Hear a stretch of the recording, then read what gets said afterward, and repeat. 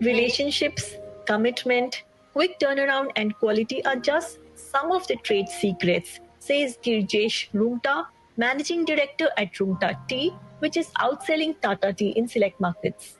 Here he is, telling me what it takes to stay ahead, why the family will keep the jewels, and ambitious future plans, which include setting up tea cafes and going global.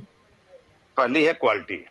ये हम open करना चाहेंगे कि किसी भी national brand की कोई भी प्रोडक्ट उठा लें, बात चाय की नहीं है, किसी भी कैटेगरी की, फूड कैटेगरी की, और उसी का रीजनल निकाल दीजिए, चाहे वो नमकीन हो, बिस्कुट हो, चाय हो, ऑयल हो, मस्टर्ड ऑयल हो, साबुन हो। जहां भी रीजनल कंपनी आज 4-5 स्टेट से ऊपर चली गई हैं, वो कंपनी नेशनल लेवल का विजन के साथ काम करेंगे।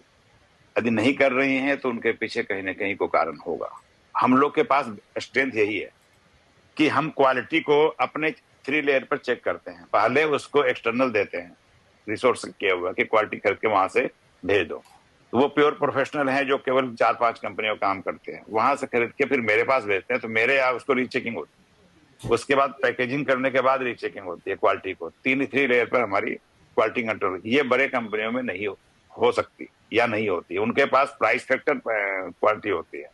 तो हमारी क्वालिटी के बारे में 365 डेज 12 महीना कोई नहीं कह सकता कि इनकी क्वालिटी में कभी हाथ लगता है। रेट बढ़ जाए, रेट बढ़ाएंगे, रेट गिर जाएगा, रेट गिराएंगे, लेकिन क्वालिटी के बारे में हम कोई माइनस प्लस नहीं करते। दूसरी बात है कमिटमेंट। हम दूसरे से कैसे अलग हैं? तो जैसे हमने मनी बैक गारंटी करते हैं, ये कमिटमेंट है। हम विन विन पॉलिसी के बारे में बात करते हैं कि मेरा चैनल में कोई भी आदमी, कंज्यूमर से लेके मेरे तक, कंपनी तक, किसी को भी फुल सेटिस्फेक्शन देना मेरा ड्यूटी है। क्यों? कि एक भी कड़ी यदि कमजोर होगी तो मेरा चैनल टूट जाएगा। और तीसरा था रिलेशनशिप। हम 20 साल दूसरे के साथ जब काम करते हैं तो एक ऐसा रिलेशन होना चाहिए जो नेक्स्ट जनरेशन को विरासत में मिले। बहुत सी कंपनियां ऐसी होंगी जो बोलते हैं कि नहीं, टाटा है या अंबानी है, चाहे बिरला है, चाहे ऐसे 4-5 ब्रांड जो बड़े बड़े हैं, लोग उसका नाम इसलिए लेते हैं कि उन पांचों में जब कैटेगरी की जाती है तो किसी न किसी को रेटिंग 1, 2, 3, 4 में आता है। वैसे ही लोकल एक बड़े ब्रांड की तो एजेंसी एक ही के पास होगी, 2 के पास होगी, लेकिन मार्केट में उनका शेयर 10% होगा, 20% होगा, 80% शेयर तो बाकी ब्रांड के पास भी होता है। तो जिसकी रिलेशनशिप होगी कंपनी से लेकर नीचे तक, हम अपने स्ट्रीम को भी वही समझाते हैं, हम अपने डिस्ट्रीब्यूटर को भी वही कहते हैं कि यदि कंज्यूमर या चैनल पार्टनर में कहीं भी कोई बात हो तो रिलेशनशिप फर्स्ट। आज तक कभी आपने नहीं सुना होगा कि कोई रीजनल प्लेयर अपने डिस्ट्रीब्यूटर, अपने सेल्स टीम के साथ कोई रंगदारी करता है, लेकिन बड़े कंपनी के साथ वो किसी भी समय आपकी पॉलिसी चेंज कर देंगे। एक आदमी आया, बोल के चला गया, आपको एक्सपेक्टेशन दे दिया, आपको माल भेज दिया, ऐसे कर देंगे, डैमेज हो गया तो वापस कर देंगे, पता चला कि वो ट्रांसफर हो गया। दूसरा आया, बोला ये तो हमने बोला ही नहीं था। इस कारण से हमने 5 साल दूसरे ब्रांड का काम करने के बाद हमने सोच दिया कि हम किसी का काम नहीं करेंगे, क्योंकि यहाँ पर मालिक नहीं है।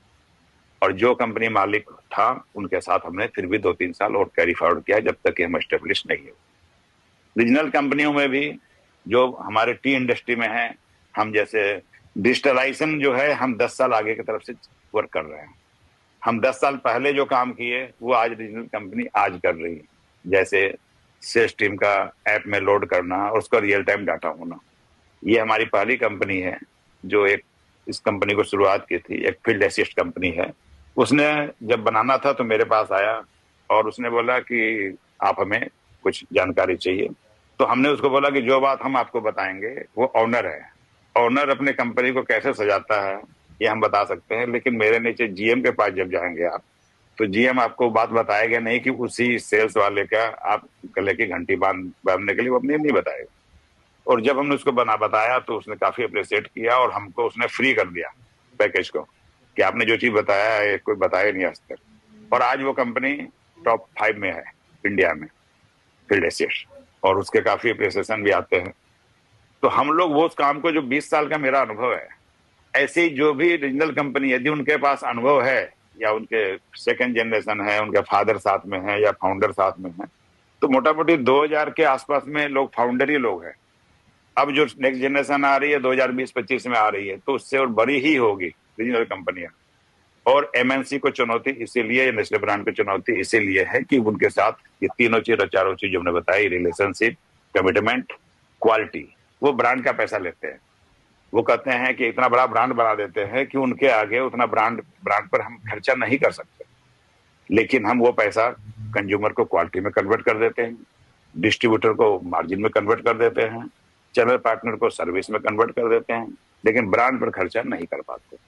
कौन कौन से मार्केट्स हैं जिसमें आपकी मार्केट शेयर सबसे बेस्ट चल रही है, और कौन से ब्रांड्स के आगे हैं? आप कुछ हमें डेटा दे सकते हैं इसके बारे में? अभी हम लोग डाटा में काम नहीं करते हैं, लेकिन डाटा ये मालूम है कि जैसे बिहार के खगड़िया है, मोतिहारी है, या 5-6 डिस्ट्रिक्ट है, तो हमें ये मालूम होना चाहिए कि नंबर 1 में दुकानदार के पास यदि 100 किलो माल बिकता है तो उसमें मेरा कितना % शेयर है।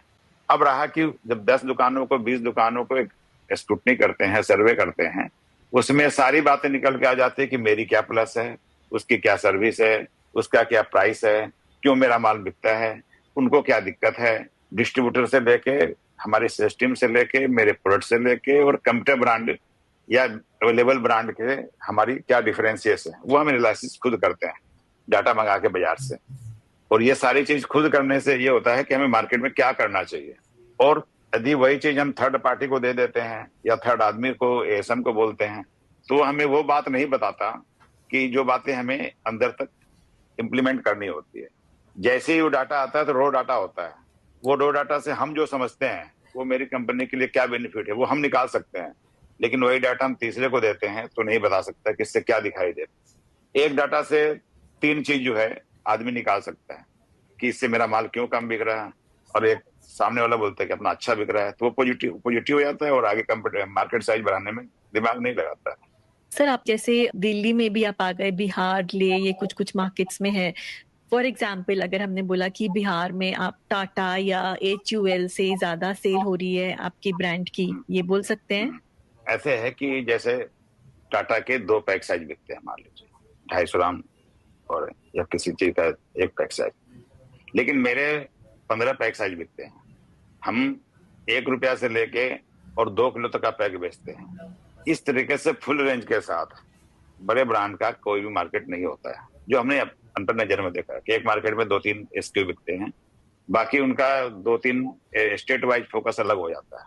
लेकिन हमने जितनी रेंज है उस मार्केट में, चाहे होटल वाले के लिए हो, चाहे कंज्यूमर के लिए हो, चाहे फैमिली पैक हो, उस पर हम लोग सब, जहां एक बार मार्केट बन जाता है तो सारी चीज पर काम करते हैं जो दूसरे का ब्रांड का अवेलेबिलिटी नहीं होती। जैसे आज 1 किलो का पैक बड़े ब्रांड का आपको मॉडर्न ट्रेड में मिल जाएगा, ऑनलाइन में मिल जाएगा, लेकिन GT में उनका माल कंपटीशन के कारण जिस रेट में वो बेचते हैं ऑनलाइन में, उससे महंगा खरीद पड़ता है डिस्ट्रीब्यूटर का। अभी ये सब काफी चीजें, बड़े ब्रांड कुछ भी कर लें, उनको कोई बोलने वाला नहीं, लेकिन हमारे कस्टमर जब हमको बोलते हैं कि भाई आपकी दिक्कत है, तो हम लोग रियल टाइम उसको सॉल्व करते हैं। और यही कारण है कि डिस्ट्रीब्यूटर हमसे खुश हैं। कोई भी डिस्ट्रीब्यूटर अपने कंपनी से, बड़े ब्रांड से खुश नहीं है। छोटे कंपनी से जो आदमी कर रहा है वो बड़े कंपनी को छोड़ते जा रहा है।